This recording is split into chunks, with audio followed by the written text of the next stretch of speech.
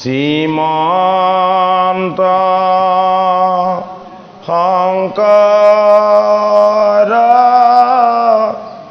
হৰে ভকতৰ জানা যে কল্প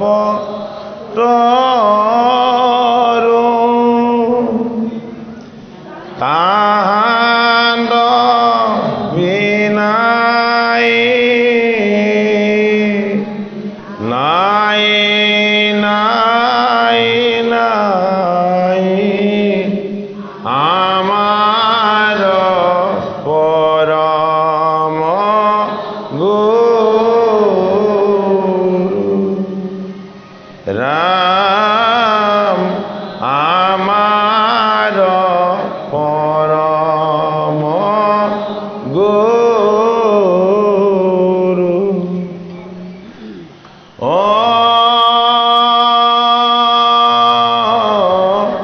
নমো ভগৱতে বাসুদেৱায় নমো ভগৱতে বাসুদেৱায়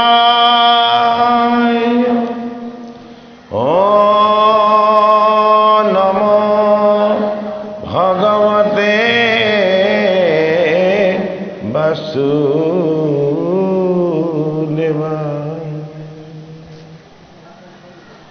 জন্মদস্যায়তুমন্নয়দিতরত চট্টে চবিক্কচরত তেনে ব্রহ্মা ঋণয়দি কময়ে মুহ্যন্তে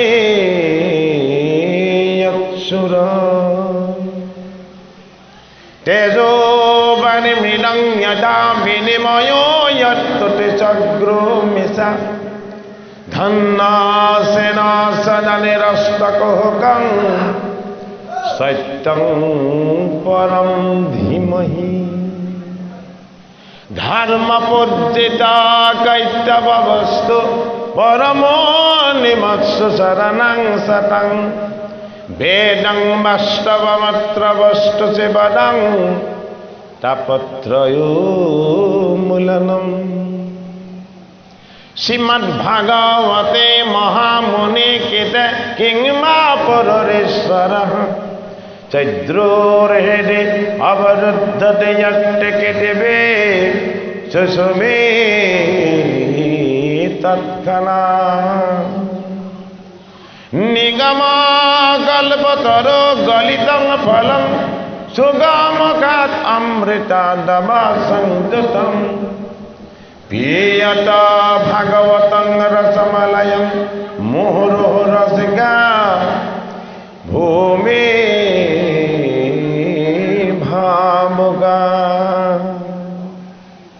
নলবাৰী গাঁৱৰ ৰাইজৰ এই পুণ্যধাম নামঘৰত আজি ভাগৱত পাঠ বিশ্লেষণ অনুষ্ঠান ভাগত উপবিষ্ট হোৱা গুৰুমূৰ্তি বাপ বান্ধৱ ভকত বৈষ্ণৱ সমস্ত আপোনাৰ সমস্তজনৰ চৰণত পুনৰ ভক্তিপূৰ্ণ সেৱা জনাই আমি আজি ভাগৱতৰ পঞ্চম স্কন্ধৰ ভৰতৰ দ্বাৰা সিন্ধুৰাজ ৰহুগণৰ দোলাবহন মানে জড়ভৰতৰ কাহিনীটোকে অকণমান আজি পাঠ পৰ্যালোচনা কৰিম বুলি ভাবিছোঁ। হে অনন্তৰে ৰাজা সিন্ধু সৌবীৰ দেখোন ৰহুগণ নামে সদা চাৰি ধৰ্ম জ্ঞান সাধিবাক লাগে চৌদোলাত চৰি কপিল ঋষিৰ আশ্ৰম মক জায়লৰে হে মূল্য নিধি পথিকক হে বলে ধৰি আনি ও জোৰাৱে চৌদোলা দুলি আকবিৰে আনি হেৰাম ফাট দিয়া তাৰ লোক লৰি পলাই হে আনে বিচাৰিয়া বীৰে হে জৈতে লাগ পায় সিহি মেলাই সুমতি নদী তীৰে যায় মাতটো ভালকে মিলাই দিওঁচোন মিলা নাই ভইচটো মিলা নাই কিবা উখল মাখল হৈ আছে হে জ্বৰ বেশে জ্বৰ ভৰ তক লাগ পায় হি বোলে ভাল পাইলো বল অন্তদুলিয়াক ও বল ধিগৰ ডবে দেন হে বহিবে দোলাক ওহি বলি চদলাব হি বেটাংক দিল হে পূৰ্বৰ দুলিয়া খব হে বহিবাক লৈ ল পথতনি হালি পুনো পিম্পৰা চাহন্ত এ দেখিলে দূৰক লাগি এ দেৱ দিয়া জান্ত এ নাহি খাল বামতান এ পথৰ বিচাৰ অকশ্যপ সদৃশ গতি হে মন আত্মাকাৰ এ পানী সিংহা দৰে কত থমকিয়া থাকে অ চৌদোলা সহিতে কত এটা নয় সবাকে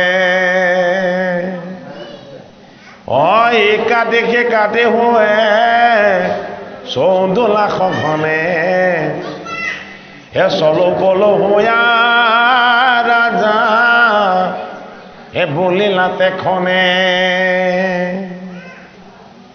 অ সোণৰে দুলিয়া খব এ পৰম নিষ্ফল ও কেনে বালংহ আজ্ঞা ও নাই কিবা বল এ বিষম কৰিয়া কেন অবহ বিমান এ কহ আবে শুনো মই এটা হাৰকাৰ এ ৰাম শুনি হেন কোধ পৰ হে বচন নিপ এ দুলীয়া সকলে দৰে হে হুয়া তৰম এই কথা নাপাতিব অ দণ্ডিবাক দৰে আতি অ বিনাৱে ৰাজাত ও আমি সবে আছো কোনো এ তোমাৰ আজ্ঞাত এ সাৱধান কৰি আছো হে বহিবে বিমান অনাহি কনে তেকে আৰু হে আমাত সন্ধান ভাগৱতৰ পঞ্চম স্কন্ধ ভাগৱত ভগৱন্তৰ হৃদয় অ নহয় নাভি নাভি দেখে পঞ্চম ষষ্ঠকে বক্ষস্থ এই নাভি নামৰ ৰজাজনৰ পুত্ৰ আছিলে ঋষভ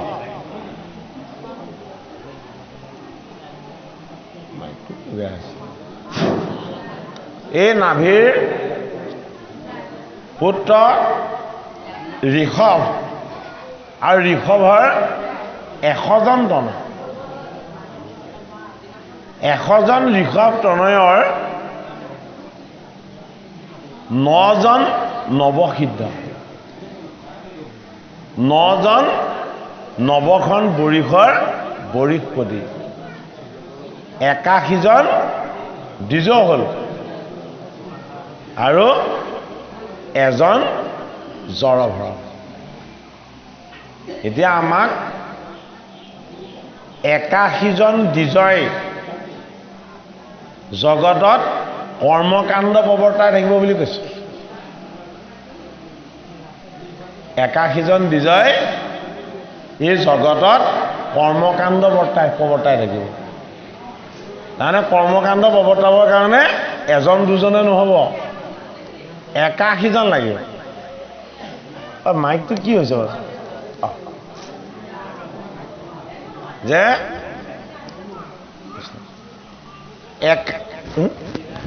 এইটো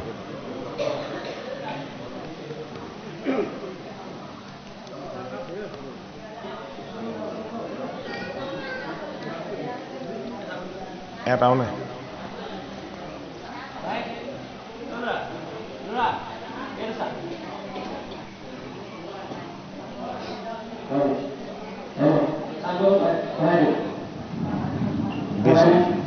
বেছটো মিলাই দিব।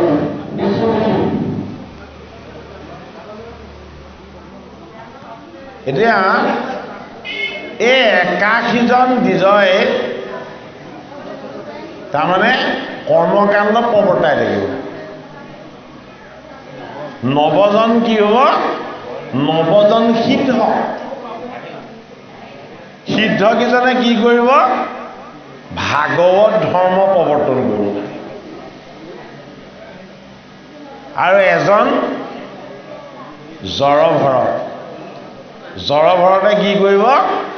জড়ভৰত দেহধাৰী হ'লেও দেহৰ সুখ ভোগ বিষয় বৰ্ণন এইবিলাক তেওঁৰ লগত নাথাকে। দেহধাৰী হ'লেও জড়ভৰত কেনেকুৱা হ'ব? আত্মাৰূপ হৈ যাব। আত্মাৰ যিদৰে কোনো ছিদ্ৰ নাথাকে, জড়ভৰতো তেনেদৰে অত্যন্ত দিব্য জ্ঞানী আৰু আত্মাৰূপ। ভাগৱতৰ 5ম স্কন্ধত আমাক দেখুৱাইছে যে সৌবি দেশত ৰহুগণ নামৰ এজন সদাচাৰী ধৰ্মবৰ জ্ঞানী লোক আছিলে। তেওঁ অনুভৱ কৰিলে যে এই নৰ শৰীৰটো যেতিয়া পাইছোঁ, গুৰুৰ ওচৰত গৈ ভকতি জ্ঞান ল'ব লাগিব। সেইটো কাৰণে কি কৈছে? ভকতি জ্ঞান ল'বলৈ এখন দোলাত উঠি গৈছে। দোলা ছিষ্টেমটো আমাৰ ইয়াত ইমান নাই নহয় বাৰু। 4জন লোকে টনা কান্ধত লৈ যায় চাৰিফালে এখন দোলা। সেই দোলাখনৰ ভিতৰত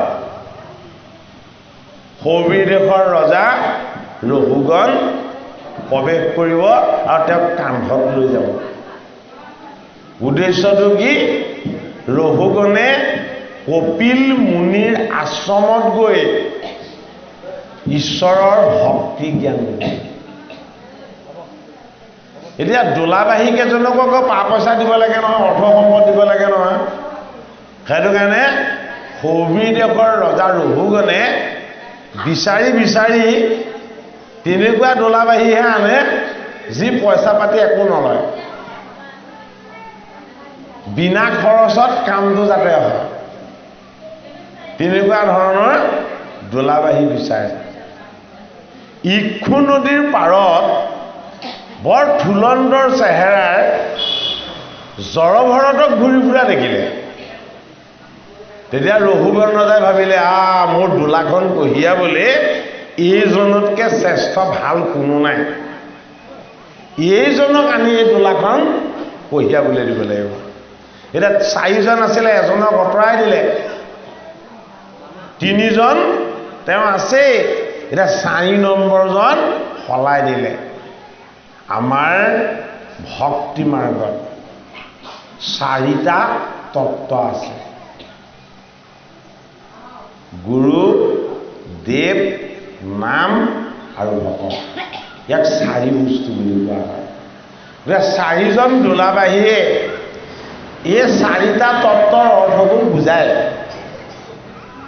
4জন দোলাবাহীয়ে ধৰ্মৰ 4টা পদ আছে, তপস্যা, সুচিতা, দয়াদান আৰু সত্য।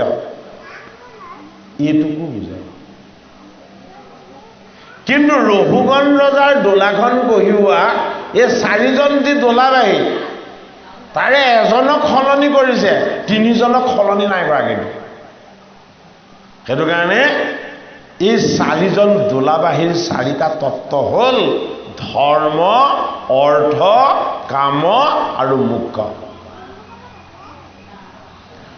মুখ্য পদটো যেতিয়ালৈকে নাপাব তেতিয়ালৈকে ধৰ্ম, অৰ্থ আৰু কাম এই 3টা বস্তুৱে কাকো কেতিয়াও পৰিপূৰ্ণতা দিব নোৱাৰে। সেইটো কাৰণে মুখ্যৰ পদটো সলাই দিয়া হ'ল। আগতে কোনে লৈ আছিলে?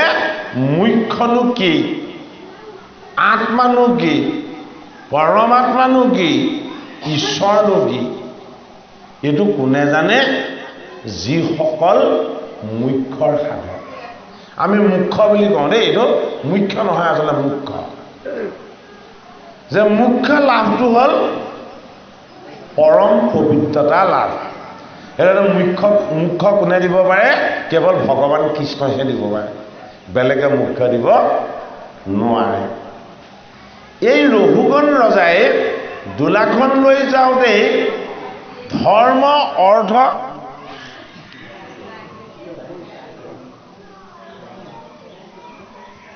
আৰু কাম, এই 3টা বস্তু আমাৰ লগত আছেই। ধৰ্ম, অৰ্থ আৰু কাম, এই 3টা বস্তু আমাৰ লগত থাকে। ধৰ্ম কি? ধৰ্ম হ'ল আমাক ধাৰণ কৰা আত্মা শক্তি, যি ঈশ্বৰে আমাক আত্মা ৰূপত ধৰি আছে। ধৰ্ম ধায়তে ধৰ্মই ধৰি থাকে। কাক ধৰি আছে? আমাৰ প্ৰতিজনকে ধৰ্মই ধৰি আছে। কি ধৰ্মই? দেহৰ ধৰ্মটোৱে। আমাৰ এই জীৱনটো দেহৰ ধৰ্মটোৱে ধৰি আছে, দৈহিক। এই দেহটোৰ লগত কি আছে? এই দেহটোৰ লগত ঈশ্বৰৰ অংশ জীৱ আছে। এই জীৱটো ক'ত ধাৰণ হৈ আছে? এই জীৱটো দেহটোত ধাৰণ হৈ আছে। জীৱ আৰু দেহ, এই 2টা বস্তু লগ হৈ জীৱ আত্মা হৈছে, হয়নে? কিন্তু এইকেইটা পৰিপূৰ্ণকৈ স্বতন্ত্ৰ নহয় যেতিয়ালৈকে পৰমাত্মা তাত সংযোগ নহয়। সেইটো কাৰণে ধৰ্ম, পৰমাত্মা, যি আমাক সদায় ধৰি থাকে। অৰ্থ, পৰমাত্মাক জানিব পৰাটো, বুজিব পৰাটো, সেইটোহে অৰ্থ। ধন সম্পত্তিৰ অৰ্থৰ কথাটো আমাক কোৱা নাই। কাম, কাম মানে লাগে লাগে নহয়। কাম মানে কামনা বাসনা নহয়, হয়নে? কাম মানে লোভ লালসা নহয়। এই চতুৰ্বৰ্গত কাম মানে নিষ্কাম ভাৱযুক্ত হ'ব পৰাটো। সকলো কামনাৰ পৰা মুক্ত হৈ যাব পৰাটোহে আচল কামনা। সেইটো কাৰণে মাধৱে আমাক কামনা কি কৰিবলৈ কৈছে?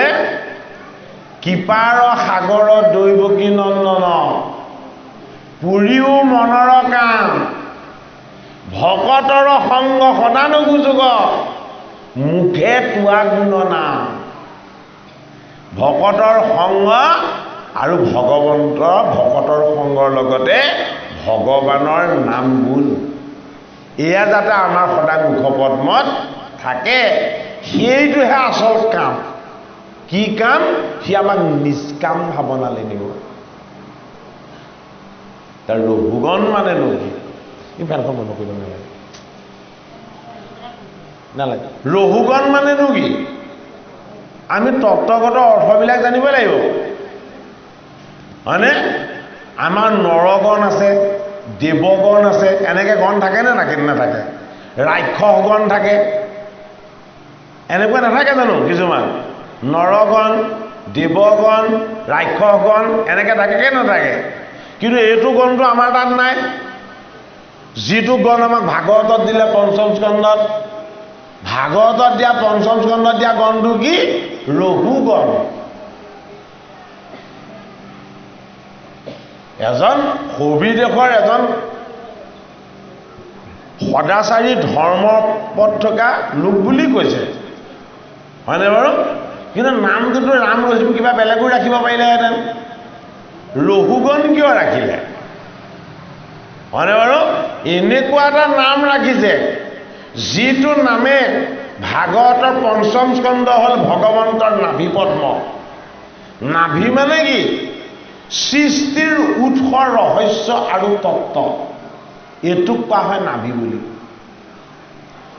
সেইটো কাৰণে ভক্তিৰ আচল গাম্ভীৰ্যতা অথবা গভীৰতাটো কি? ক'ত আছে? ভাগৱতৰ পঞ্চম স্কন্ধত আছে। কি বুলি আছে? ভৰতৰ দ্বাৰা সিন্ধুৰাজ ৰহুগণৰ দোলাবহন বুলি আছে। সিন্ধুৰাজ মানে কি?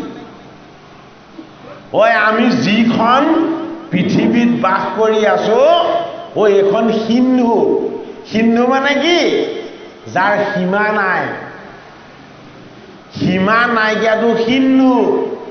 সিন্ধু এখন নদী, এই নদীৰ পাৰত এটা সভ্যতা আছিলে, সেই সভ্যতাটোক কোৱা হৈছিলে সিন্ধু সভ্যতা। হিন্দু সভ্যতাৰ যিসকল লোক আছিলে, সেই লোকসকলক কোৱা হৈছিলে হিন্দু বুলি। সেইটো কাৰণে হিন্দু ধৰ্ম নহয়। যদি আমি ভালদৰে চাওঁ, হিন্দুটো ধৰ্ম নহয়। সিন্ধু নদীৰ পাৰত যিসকল লোকে বাস কৰিছিল, সেই লোকসকলক হিন্দু বুলি কোৱা হৈছিলে। আৰু তেওঁলোকৰ ধৰ্মটো কি আছিলে? সনাতন। সেইটো কাৰণে আমাৰ সনাতনী বুলি কয় নে নকয়? হিন্দুটো ধৰ্ম নহয়, সনাতনটোৱে ধৰ্ম। এতিয়া এই সিন্ধুৰাজ মানে কি? আমি প্ৰত্যেকে একোজন সিন্ধুৰাজ। সিন্ধু মানে কি? এই সংসাৰ। সংসাৰ ভৱ সিন্ধু, মায়াৰ সাগৰ। এই মায়াৰ সাগৰত আমি এই দেহটো যে পালো, এই দেহটো ৰজগুণৰ। সেইটো কাৰণে দেহধাৰী সকলোকে কি বুলি কোৱা হৈছে ভাগৱতত? সিন্ধুৰাজ বুলি কোৱা হৈছে। সিন্ধু ৰাজ বুলি কৈছে, আৰু নামটো দিছে কি? ৰহুগণ। ৰহুগণ মানে কি? যিটো জীৱন পালে আমি ৰৈ থাকিব লাগে। কিহৰ কাৰণে ৰৈ থাকিব লাগে? জীৱন পালো জন্মৰে, এতিয়া ৰৈ আছো মৃত্যুলে। এই জন্ম হৈ মৃত্যুলে ৰৈ থকা জীৱবিলাককে ৰহুগণ বুলি ভাগৱতত কোৱা হৈছে। ধৰ্ম, অৰ্থ, কাম আৰু মোক্ষ। এতিয়া ধৰ্ম আৰু মোক্ষ, এই দুটা বস্তুক যদি যোগ কৰি দিওঁ, অৰ্থ আৰু কামটো যদি আমি তাৰ পৰা বাহিৰ কৰি দিওঁ, হিচাপটো কৰি চাওকচোন বাৰু। ধৰ্ম আৰু মোক্ষ এই দুটাক যদি যোগ কৰি দিওঁ, অৰ্থ আৰু কাম তাক যদি আমি বাহিৰ কৰি দিওঁ, হয়নে বাৰু? তেতিয়া তাৰ সংজ্ঞাটো সলনি হৈ যাব। অৰ্থই অনৰ্থ আনে, কামে কি আনে? কামে বাসনা আনে, দুখ আনে, কষ্ট আনে, যান্ত্ৰণা আনে। এই ৰহুগণ দোলাখনত উঠিছে মানে, চাৰিজনে ধৰা এখন সেই চাঙত উঠা নাই। চাৰিটা বস্তুৱে আমাৰ এই দোলাখন ধৰি আছে। কি দোলা? এখন সৌৰ দোলা, অস্থায়ী দোলা, ক্ষয়শীল দোলা। কি? আমাৰ এই দেহটো। কি চাৰিটা বস্তুৱে ধৰি আছে? মন, চিত, বুদ্ধি আৰু অহংকাৰ। আমাৰ এই দেহটো কিহে ধৰি আছে? নেদেখা বস্তু চাৰিটা: মন, চিত, বুদ্ধি আৰু অহংকাৰ। এই চাৰিটা বস্তুৱে যিখন দোলাক ধৰি থাকে সেই দোলাখনৰ নাম চৌৰদোলা। ভাগৱতৰ পঞ্চম স্কন্ধত দিছে ৰঘুগণ নামৰ ৰজাজনৰ দোলা বহনৰ কথা। এই দোলাখন বৈ আছে, ধৰি আছে, বহন কৰি আছে। কোনে ধৰি আছে? আত্মা ঈশ্বৰে ধৰি আছে। আমি শৰণ ক'ত ল'বগৈ লাগিব? পৰমাত্মাক ল'ব লাগিব। পৰমাত্মাক কোনে জানে? কপিল ভগৱানে জানে। সেইটো কাৰণে পৰমাত্মাৰ ঈশ্বৰ জ্ঞান ল'বলৈ ৰঘুগণ কপিলৰ ওচৰলৈ যাবলৈ ওলাই যায়। কপিলক বিচাৰিলে হাতত পাব জানো? কপিলক জানো বিচাৰিলে হাতত পাব? অস্বস্থ সৰ্ববিখ্যানম দেৱৰ্ষীণাম সনাৰদ গন্ধৰ্বনাম চিত্তৰাধো সিদ্ধিনাম কপিলো মুনি। সিদ্ধসকলৰ মাজত ভগৱন্ত প্ৰভুৱে গীতাৰ বিভূতি যুগত কৈছে ময়েই কপিল ভগৱান। কপিল বেলেগ নহয়, ময়েই। বোলে কি? এইটো মোৰ সিদ্ধ ৰূপ। এতিয়া এই কপিল ভগৱানক দৰ্শন পাবলৈ কোন গৈছিলে? সগৰৰ ৬০,০০০ পুত্ৰ গৈছিলে। এইটোহে আচল ভাল কাহিনী।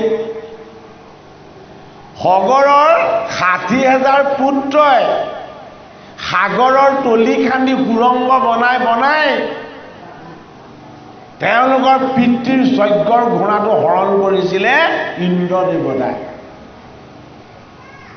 ইন্দ্ৰই কিয় ঘোঁৰাটো হৰণ কৰিছিলে? এই সগৰৰ ৬০,০০০ পুত্ৰক এটাকো ইন্দ্ৰই বধ কৰিব নোৱাৰে। ৬০,০০০ আছে, এতিয়া কেনেকৈ মৰিব এসোপা? ইন্দ্ৰই এজনকো বধ কৰিব নোৱাৰে, ইমানেই বীৰ। কিয় ইমান বীৰ? সগৰৰ পুত্ৰ যে। সগৰ গৰ্ভত থাকোঁতে তেওঁৰ দ্বিতীয়গৰাকী ভাৰ্যাই কি কৰিলে? বিষ খুৱাই দিলে। সগৰ মাতৃৰ গৰ্ভত আছিলে। মোৰ সতিনীৰনো কিয় ল'ৰা হ'ব লাগে বুলি সন্তানটো গৰ্ভত থাকোঁতে মৰক বুলি বিষ খুৱাই দিলে। এতিয়া সগৰ কি? সগৰ সাধনময় ঋষি।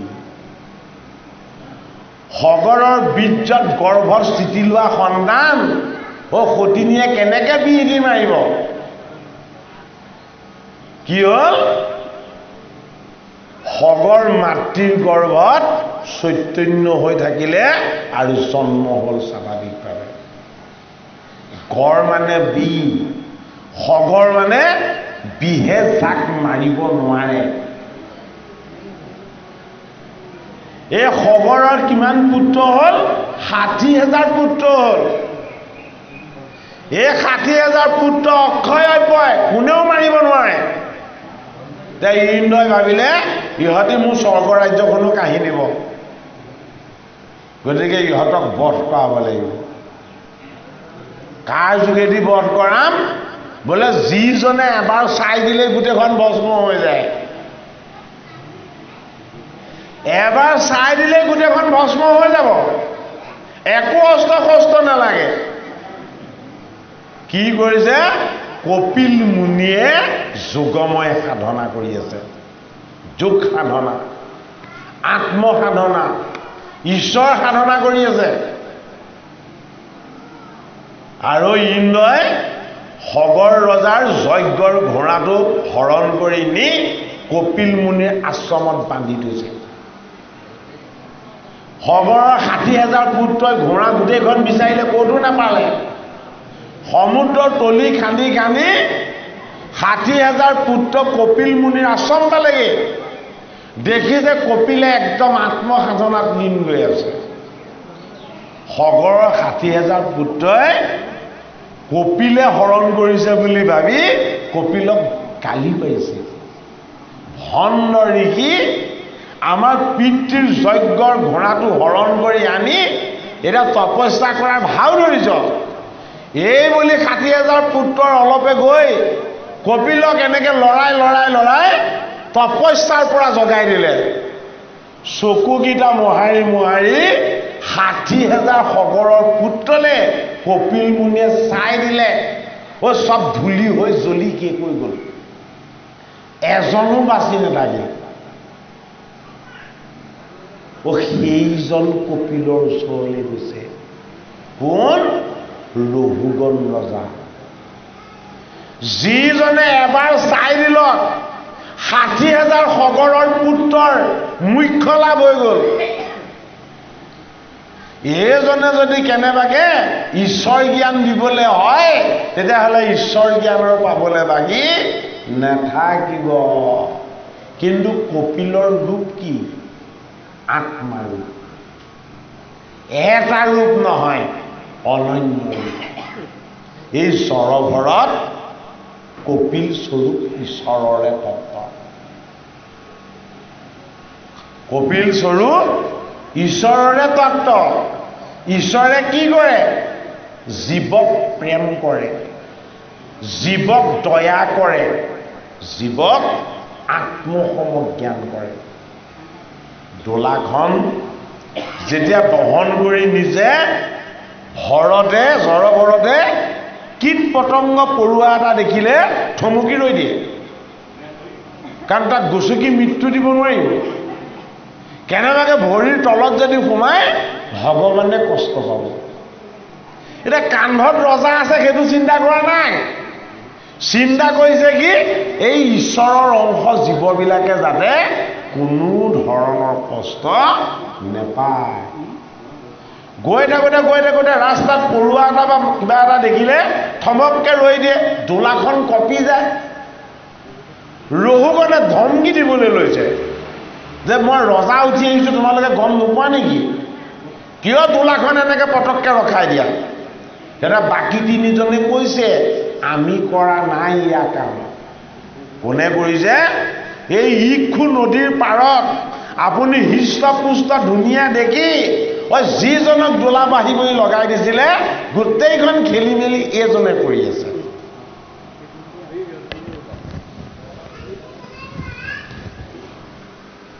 ভাগৱত শাস্ত্ৰৰ ৫ম স্কন্ধত আমাক এই কথাটো শিকাইছে। কি শিকাইছে? কেৱল ভকতৰ সংগ ল'লে, ভগৱানৰ নাম ল'লে, হৰিত শৰণ ল'লে, অকল সেয়া কৰিলে ভকত নহয়। আমাৰ যে এটা বৰ ধুনীয়া গীত গাই ৩ বস্ত্ৰ ল'লে ভকত নহয় বুলি, মানে ভকতৰ প্ৰথম চিন কি? এজন ভকতৰ প্ৰথম চিনটো কি? যিজনৰ কোনো কমপ্লেইন নাই, যিজনৰ একো অভিযোগ নাই। আপোনালোকে অনুষ্ঠান এভাগলৈ নিমন্ত্ৰণ দিব, আমাৰ এনেকুৱা ভকতৰ সংখ্যাও কম নহয়। এইটো কেলে কৰিলা, সেইটো কেলে কৰিলা, সেইটো কেলে কৰিলা, সেইটো কেলে কৰিলা, কৰে নে নকৰে বাৰু? হয়নে? এইবিলাক শুনিহে থাকিব, তেওঁ ভকত হ'ব পৰা নাই। তেওঁ সকলোতে মায়াকে দেখে, হয়নে? আনৰ ছিদ্ৰ দেখাটো মায়া নহয় জানো?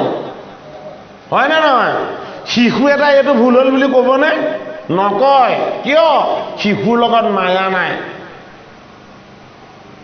এতিয়া ৰঘুগণে বাৰু কপিলক লগ পাম বুলিলে কপিল ৰূপত লগ পাবনে? নেপায়। কপিল ৰূপত লগ পাবলৈ প্ৰথমতে ভকতিৰ সংস্কাৰ লাগিব। যদি ভকতিৰ জ্ঞান লোৱাৰ আগত ভকতিৰ সংস্কাৰখিনি যদি আমাৰ নহয় তেতিয়াহ'লে আমি হৰিমুখী কেতিয়াও হ'ব নোৱাৰিম। সেইটো কাৰণে ভাগৱতত আমি যাতে শুদ্ধভাৱে ভক্তি কৰিব পাৰোঁ তাৰ উপায়টো দেখুৱাইছে। আমি ৰজগুণী দেহেৰে প্ৰত্যেকে একোজন ৰজাৰ নিচিনা। আমাৰ কিছুমান নেচাৰ বা প্ৰকৃতি আছে, কেনেকুৱা ধৰণৰ? যিটো মই যেনেকৈ কৰোঁ তেনেকেই কৰিব বিচাৰোঁ। আনে তাক শুধৰালেও শুধৰণি কৰিবলৈ নিবিচাৰোঁ। তেনেকুৱা ধৰণৰ আচৰণ নাই জানো আমাৰ?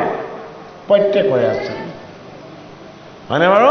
প্ৰত্যেকৰে তেনেকুৱা ধৰণৰ কিছুমান আচৰণ থাকে, কিন্তু ভক্তিৰ পথত, ভগৱানৰ সপেম ভকতিৰ পথত আমি নিজৰ প্ৰকৃতিবিলাকক আমি বিশেষ গুৰুত্ব দিলে নহ'ব।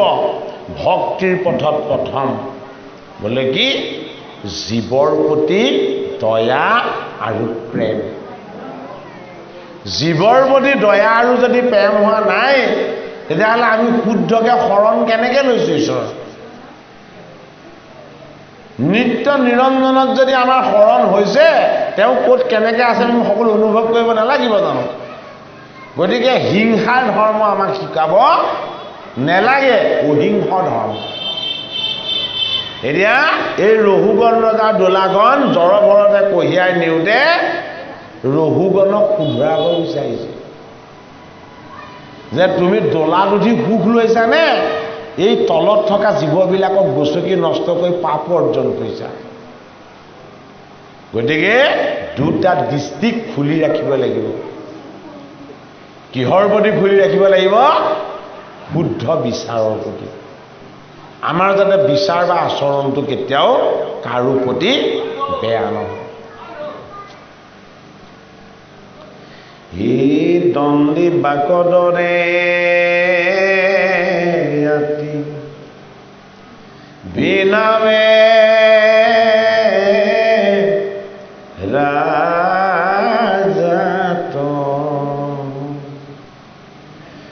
আমি সবে আছো কোনো তোমাৰ আজ্ঞাত। এই সাৱধান কৰি আছো বহিবে বিমান, নাহিখনে তেকে আৰু আমাত সন্ধান। সম্পত্তি লগাই আছা বিমানত যাকো, নপাৰো ইহাৰ লগে আমি বহিবাক। বাকী তিনিজনে কি কৈছে? আমি চাৰিজনে ধৰোঁতে আপোনাৰ একো অসুবিধা নাছিলে, এই 4 নম্বৰত আপুনি যিজন লগাই দিলেহি গোটেই খেলি মেলিখিনি এইজনে কৰি আছে। বোলে কি খেলি মেলি কৰিছে? বোলে কীট পতংগ এটা দেখিলে ৰুই দিয়ে, হয়নে বাৰু? কীট পতংগটো নোযোৱালৈকে তেওঁ খোজ নিদিয়ে। সেইটো কাৰণে ৰজা আপুনি কেতিয়া পাবগৈ আমি নাজানো, এওঁ কিন্তু একো জীৱকে কেতিয়াও হিংসা নকৰে। আৰু আপোনাৰ সুখৰ কথা অকল চোৱা নাই, এই জগতৰ প্ৰতিটো বস্তুৰ প্ৰতি তেওঁ দৃষ্টি দিছে, হয়নে বাৰু? এতিয়া সেইজন কোন আছিলে? সেইজন কপিলেই আছিলে। আহিছেহে জড়ভৰত যুগত। কপিল আত্মাৰো, এই জড়ভৰতো আত্মাৰো, আত্মাৰ একো পাৰ্থক্য নাই। য'ত জড়ভৰত তাতেই কপিল, য'ত কপিল তাতেই জড়ভৰত। বোলে কিয়? আমাৰ কাইবিলাকহে বেলেগ বেলেগ, আত্মা ঈশ্বৰ একেজনেই হয়নে নহয়? ঈশ্বৰ জানো দুজন?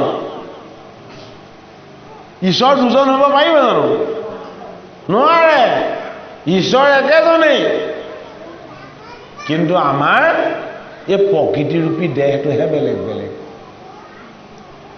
ৰহুগণ ৰজাক জড়ভৰতে বুজাইছে, যেতিয়ালৈকে বেলেগ বেলেগ দেখিবা তেতিয়ালৈকে ভকতি জ্ঞান নহয়। তোমাক মই লৈ থকাজন যিজন আৰু তুমি উঠি থকাও সেইজনেই, একেজনেই। গতিকে আমি এতিয়া বুজিব লাগিব। কি বুলি বুজিব লাগিব? যে আমি চকুৰে ক'লা বগা দেখিব পাৰোঁ, চকুৰে আমি ওখ চাপৰ দেখিব পাৰোঁ, হয়নে বাৰু? কিন্তু ঈশ্বৰ আমাক প্ৰত্যেকৰে লগত সমানেই আছে। ঈশ্বৰ কম বেছি হৈ থকা নাই। গতিকে সেই দৃষ্টিৰে চালে আমি কাৰো পৰা কোনো ধৰণৰ পাৰ্থক্য বা ভেদযুক্ত নহয়, অৰ্থাৎ অভিন্ন ঈশ্বৰ। ৰহুগণ ৰজাৰ প্ৰথম অনুভৱ হ'ব লাগিব কি? অভেদ্য ভাৱটো, ভেদ ভাৱটো তেওঁৰ মনৰ পৰা নাইকিয়া হ'ব লাগিব। গতিকে আমিও হৰি ভকতি কৰিবৰ সময়ত আমাৰ মনটো শুদ্ধ পবিত্ৰ সদাচাৰী কৰি ল'বলৈ কি কৰিব লাগিব? এই জগতৰ প্ৰতিটো বস্তুকেই আমি হৰিময় দেখিব লাগিব। কোনে দেখিছে? জড়ভৰতে দেখিছে। জড়ভৰতে একো গমেই নাপায়। ৰহুগণে দম দিছে, কিবা কৈছে, তেওঁ সেইবোৰ একো নুশুনে কাণত। বোলে কিয়? তেওঁ চিন্তা কেৱল পৰমাত্মা। ৰহুগণৰ লক্ষ্যটো কি? পৰমাত্মা। তুমি মোক পালি আছা, তুমি মোক ধৰি আছা, মই তোমাক উপাসনা কৰি আছো, তুমি আৰু মই একে ঠাইতে আছো, মই কিহক ভয় কৰিবলগীয়া আছে? হয়নে? কিবা এটা দিলে বেয়াকৈ দিলেও খায়, ভালকৈ দিলেও খায়, সিজাও খায়, নিসিজাও খায়, কেঁচাও খায়, পকাও খায়, কি খায় তাকো গম নাপায়। কিয়? ভাৱনাটো অন্নত নাই। ভাৱনাটো আত্মা, পৰমাত্মা। কেৱল তেওঁৰ মনটো একাগ্ৰ চিত্তে পৰমাত্মাতেই লগাই থয়। গতিকে জন্ম ললো, এতিয়া আমি ৰৈ আছো। চব কেতিয়ালৈ ৰৈ আছো? যেতিয়া আমাৰ নিশ্বাসটো শেষ হ'ব, শেষ নিশ্বাস। হয়নে? এফালৰ পৰা চালে জন্ম লৈছো, এতিয়া বাট চাই আছো কি হলে? মৃত্যুলে। জন্মৰ পৰা মৃত্যুলৈ ৰৈ থকা জীৱবিলাকক তত্ত্বৰূপত ৰহুগণ বুলি কোৱা হৈছে। সেইজনে ৰহুগণ যি মৰিবলৈ ৰৈ আছে। হয়নে? আমি মৰিবলৈ ৰৈ থকা জীৱ নহয়। ভাগৱত শাস্ত্ৰত দেখাইছে আমি কিহৰ কাৰণে আহিছিলো? পৰমাত্মাৰ চৰণ সেৱা কৰিবলৈ আহিছিলো। আমি এই ভূমিভাগলৈ কিয় আহিছিলো? ঈশ্বৰৰ উপাসনা, ঈশ্বৰৰ সান্নিধ্য, ঈশ্বৰৰ লগত সম্বন্ধ এইখিনি কৰিবলৈ আহিছিলো। কিন্তু কি হ'ল? আমাৰ সম্বন্ধ সংসাৰৰ লগত হৈ গ'ল। প্ৰতি জীৱৰে সম্বন্ধটো কাৰ লগত হৈ গ'ল? সংসাৰৰ লগত হৈ গ'ল। এই সংসাৰ কি? দুখময়। এই সংসাৰ কি? মিছা। হয় নে বাৰু? এতিয়া মিছা বস্তুৰ লগত আমি সম্বন্ধ কৰিলো, সঁচা বস্তুৰ লগত আমাৰ সম্বন্ধ হোৱা নাই। ভাগৱতৰ পঞ্চম স্কন্ধত কৈছে ৰহুগণে কপিলত জ্ঞান ভক্তি ল'বলৈ গৈছে। আৰু এই জ্ঞান কি বস্তু? এই জ্ঞান কেনেকৈ পাবা? এই জ্ঞান লাভ হ'লে তোমাৰ কি হ'ব? পঞ্চম স্কন্ধত এতিয়া আমাক সেই কথাখিনি শিকাইছে।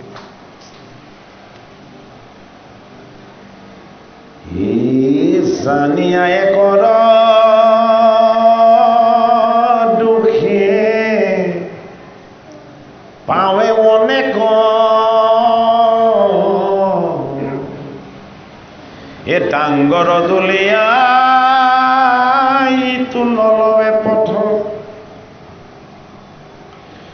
ইহাৰেহে বৃত্তিশালী অজাই চৌদোলা, এ নমানে নিপদে বুলি পামলে আমাৰ। ৰহুগণক বাকী তিনিজন দোলাবাহীয়ে কৈছে, আমি আপোনাৰ কথা মানি আছো, কিন্তু কাৰো কথা নামানে এইজন দোলাবাহীয়ে, যিজন থলন্দৰ শকতাবত। সেইজন ৰৈ দিলে আমি ৰৈবই নোৱাৰো। সেইজন যদি ৰৈ দিয়ে আমি লৰিব নোৱাৰো। ৰহুগণে কৈছে জগৰ এজনে কৰক, দোলাখন চাৰিজনে লৈ আছা, গতিকে জগৰীয়া চাৰিজন হোৱা।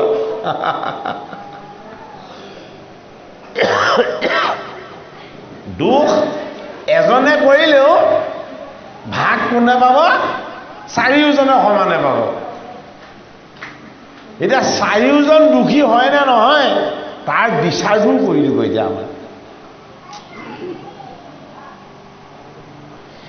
এই কদাচিত দুখ নাই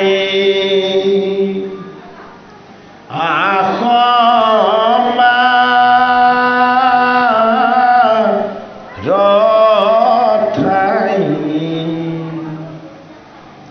এতে কবুলতে কিছু ক্ৰোধ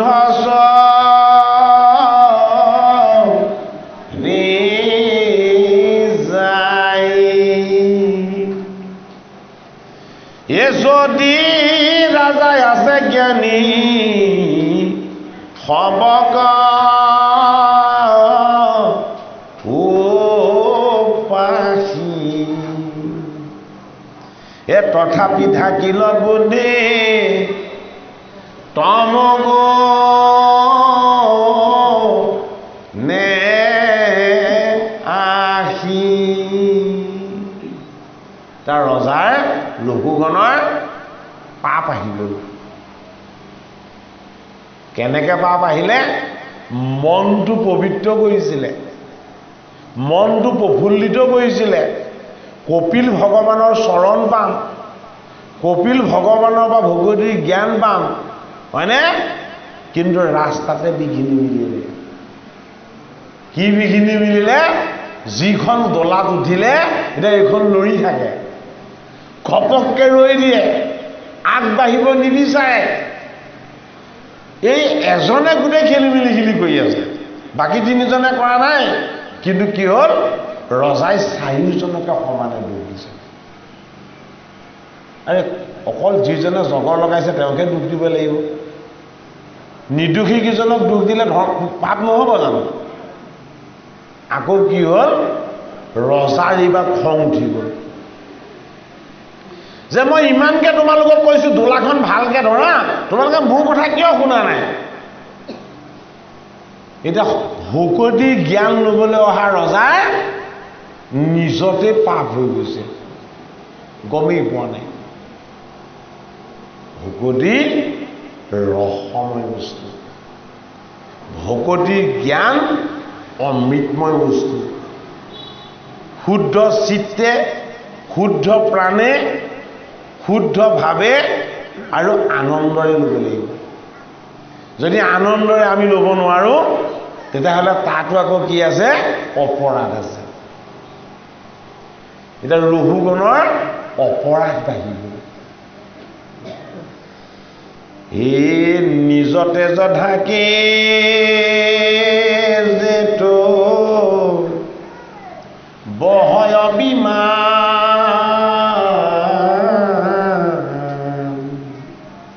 এনে দেখে বণিক যেন ভস্মৰ নিদান এহেন বামনক সিটো অনিচিনি প্ৰতি এ বোলে শুনা ভায়া মোৰ বচন সম্প্ৰতি এ বহু দূৰ একচৰে বহিলি বিমান এ ভাগৰে পিৰিলে তোক দেখো বিদ্যমান এ ক্ষীণ কলে ৱৰ তোৰ হাৰ চাল পাই বুঢ়া ভুলি হেন দেখো বয়স গুৱাই এ শুন সখী বহত মোৰ চৌদোলাক অকাৰ্যে মিছাতে আজি লভিলি দুখক তোৰ লগৰীয়াইতো দুলীয়া খবৰ জানিলো নাহিকে দুখ বহে খৰতৰ এহেন কদৰ্থনা ৰাজা বোলতে আছ শুনি আদি জ্বৰ খানি তেকো নাহি ভয় মায়াময় তিনি গুণে বিৰচিত দেহ ইহাতে মমতা কৰি পাৱে মহাক্লেশ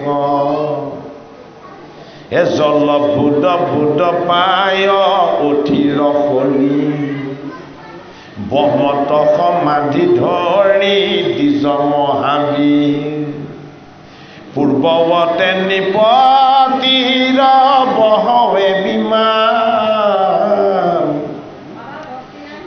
হিংসা ভয়ে কিন্তু সাৱধান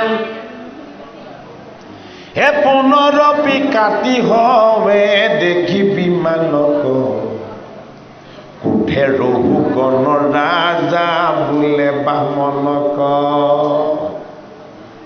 দে কি হ'ল ৰঘুগণৰ কথাটো কৈছে ৰঘুগণ কিহত আছে শৰীৰৰ সুখত আছে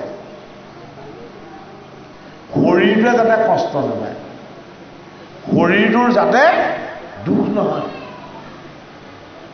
আৰু জড়ভৰত কিহত আছে জড়ভৰত আত্মা সুখত আছে শৰীৰটো কি হৈছে গম নাপায়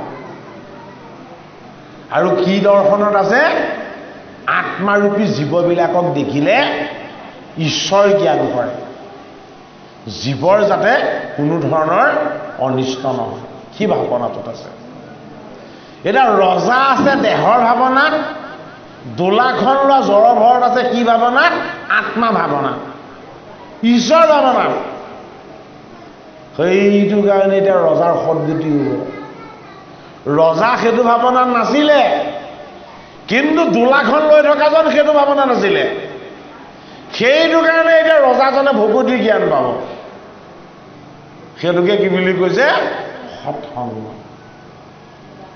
সৎসংগৰ হিয়াই মহিমা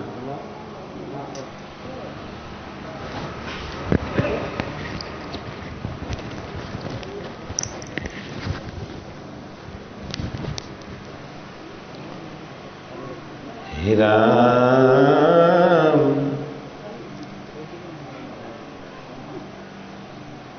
তই পমতৰয়া হে কিয়ৰে জীৱন ততে ভলি মৰা পাই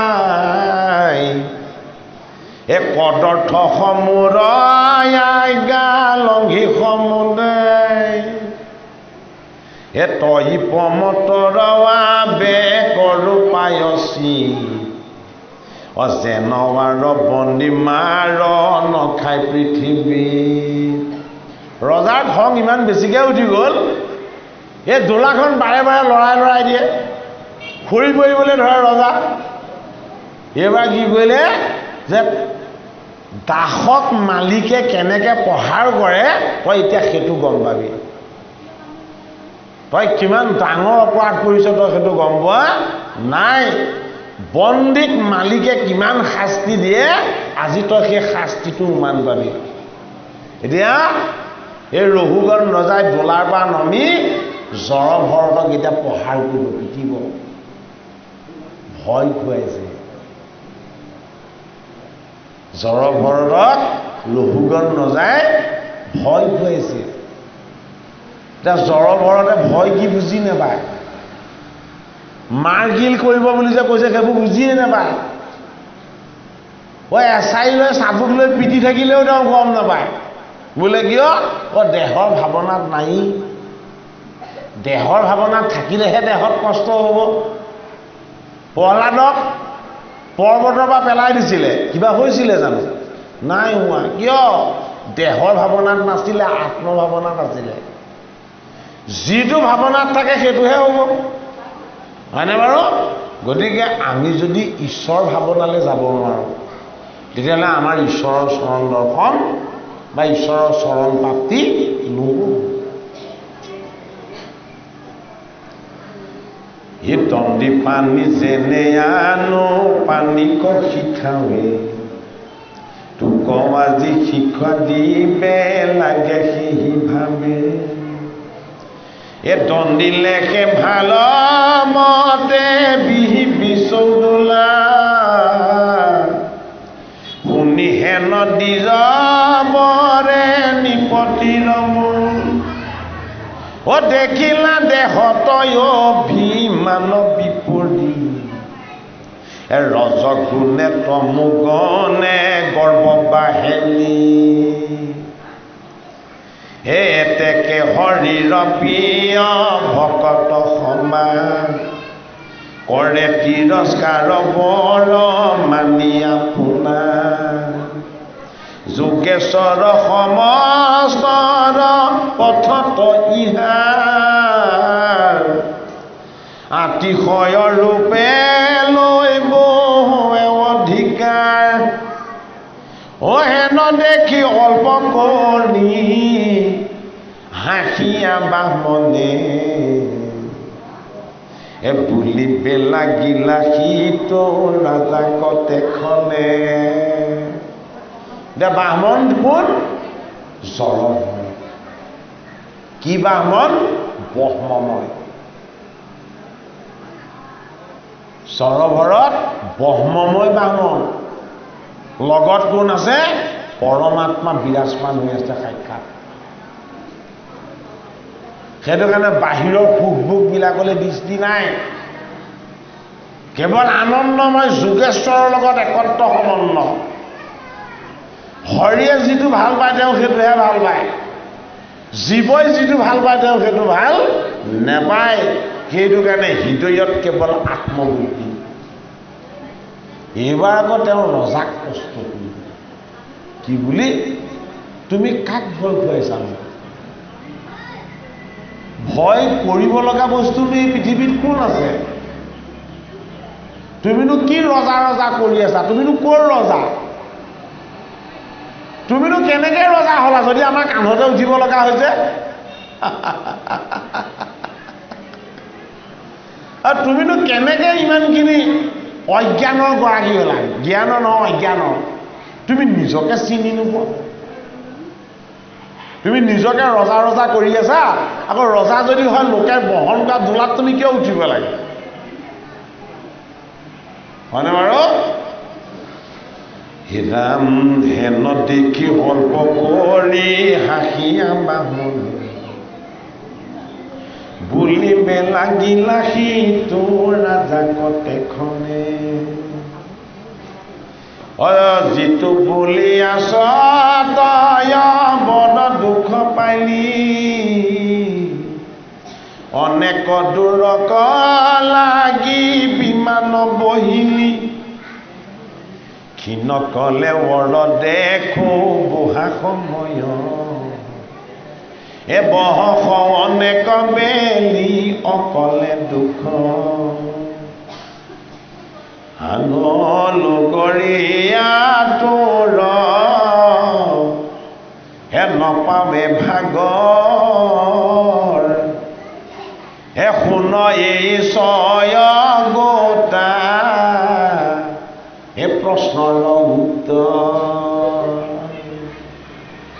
বিচাৰত ভাৰ নাহি ইটো জগত এতেকে ভাগৰ কৈত আশ্ৰয় ব্ৰহ্ম ৰজা তই যে কৈছ এই দোলাখন তহঁতি কঢ়িয়াওঁতে কষ্ট পাইছ নেকি দুখ পাইছ নেকি হয়নে তইনো কোনটো বস্তু ওজন বা ভৰ আছে বুলি কৈছ একো বস্তুৰে ভৰ নাই বোলে কিয় বায়ুৰ নিচিনা মোৰ দেহৰ কোনো ভৰেই নাই বোলে কি বোলে মোৰ দেহটো ব্ৰহ্মময় যিমান ভাৰ বোলে মই কষ্ট নাপাওঁ বোলে কিয় ভাৰ বোলে মই নলওঁ নহয় মোক ধৰি থকাজনেহে ভাৰটো ল'ব এতিয়া ৰঘুগণক যেইকেইটা প্ৰশ্ন সুধিছিলে গোটেইকেইটা প্ৰশ্নৰ উত্তৰ জড়ভৰতে দি দিছে নেজানে এইজনেই যে কপিল স্বৰূপ ঈশ্বৰ এইজনেই যে ভগৱত জ্ঞান থকা ঋষভৰ্ধনয় এইটো কথা নেজানে সেইটো কাৰণে নিজে জানো বুলি ভবাটো হয়নে নিজে জানিলোঁ পাৰিলোঁ বুলি ভবাটো এইটো অহংকাৰ ভকতৰ তেনেকুৱা অহংকাৰো থাকিব নেলাগে ৰঘুগণে চব জানো বুলি ভাবিছিলে জড়ভৰতে একো নেজানে বুলি ভাবিছিলে এতিয়া একো নজনাজনেহে সকলো জানে আৰু যিজনে জানো বুলি ভাবিছিলে সেইজনে একোৱেই নেজানে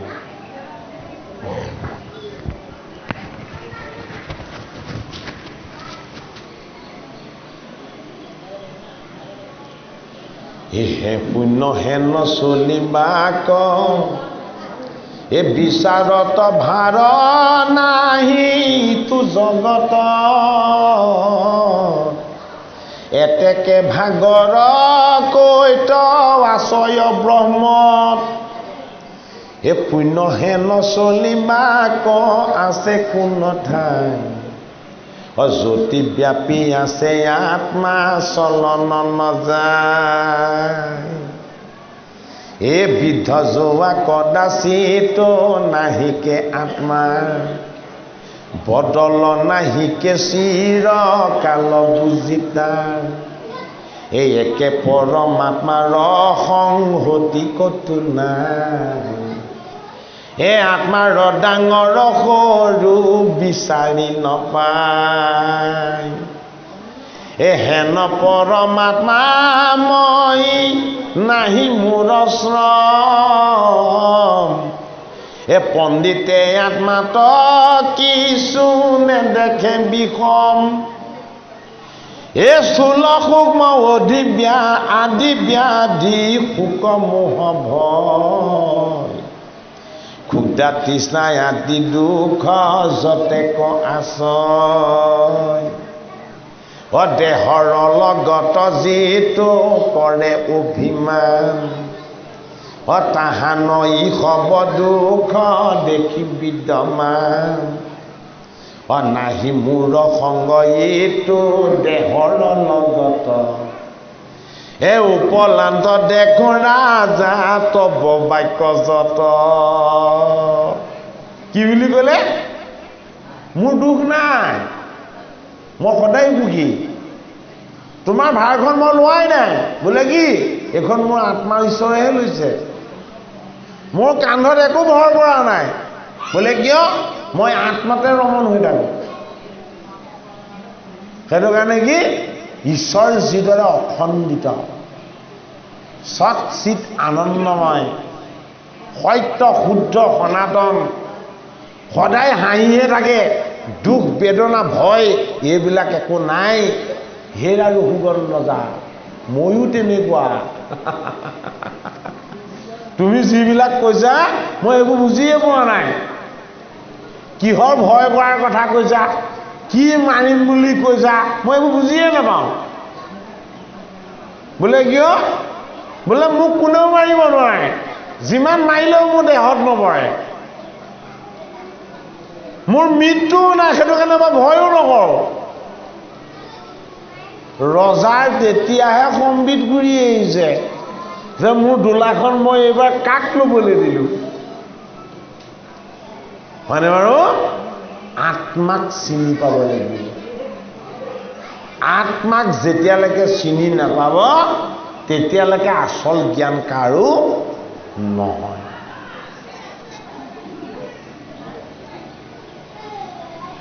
হে ৰাম ইহাদ উত্তৰ কহো শুননি পবৰ অবিষয়ত মায়াময় দেহ নিৰন্তৰ এখনে খনে হয় মৃত্যু দেখি সমাৰ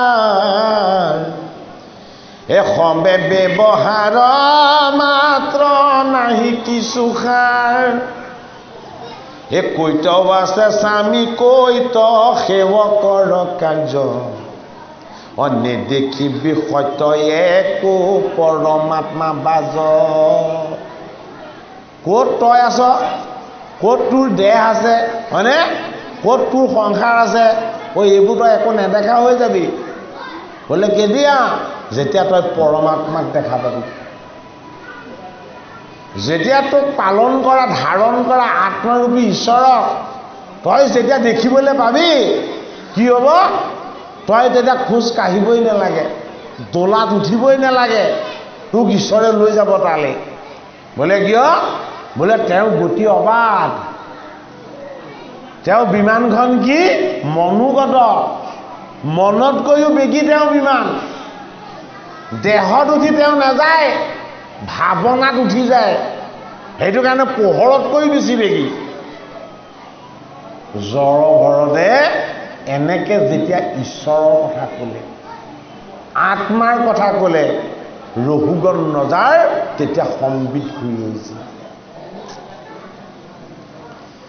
হে ৰাম যিটো বুলি আচৰা জাতই পমতৰ অকৰি বসে কেঁচায়া যি শিকায়া বিশ্বৰ।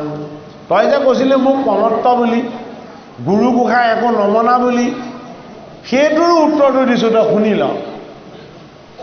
এই ইহাৰ উত্তৰ কহো শুন যেন থান, এই ব্ৰহ্মময় দেখি যিটো ভৈলে সমান, এ নিজানন্দ লাভে পুৰে পমতৰ ভাবে, তাহাক শিখালে আনে কিবা ফল পাৱে।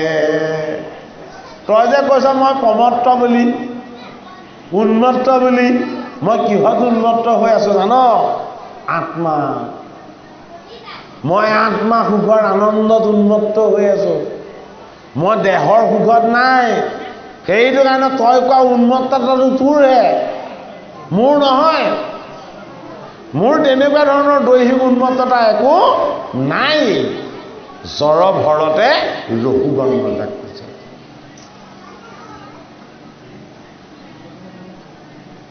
হেনো জ্ঞানী ভৈলো আমি অজ্ঞান সদায়, এ হৈয়া জড় বাতলা বাতলা থাকিব ঘূৰি খাই।